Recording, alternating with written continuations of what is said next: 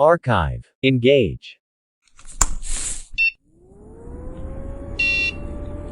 Now main research, on primary screen. Transmitting. Thank you, Mr. Biden. First of all, I don't mean to offend you, but we're all confused, very confused. I must use simple terms here. Blaming the prior administration when immediately after your inauguration, you spitefully finalized 17 executive orders reversing your predecessor's signature policies with ease and pride. That's very confusing. And now, 200 plus days later, and you failed to have reversed or modified the Afghan policy. We're confused of why you couldn't have altered that, perhaps, instead of blaming the prior administration. It makes not much sense. Have you and your military ever heard of the phrase erring on the side of caution? Simple idea. We use it where we're from. It's not very difficult to understand.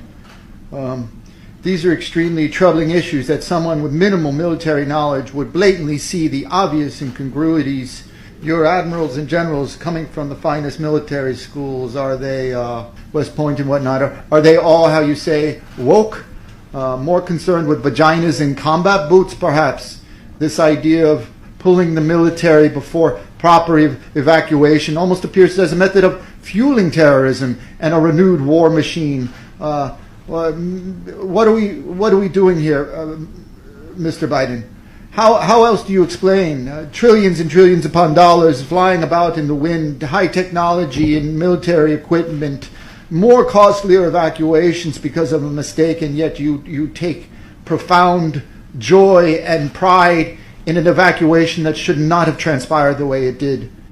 At all. We're very, very confused, and we hope that somebody is accountable for this. The head of the Air Force, perhaps, who didn't give the Afghan people support from the air and left them stranded. As you say, the military weak and fled. Well, they fled because there was no air backup.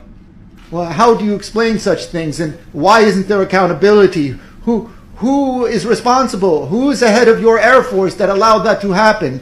And I'm sorry, sir, but didn't you say that the buck stops here? The buck stops here. Data archived.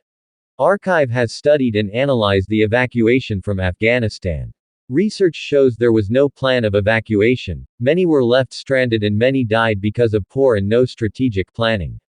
The leader of the United States is to blame and be held accountable, and prosecuted by your own laws as treason, and executed, if you are to follow your own rules of law.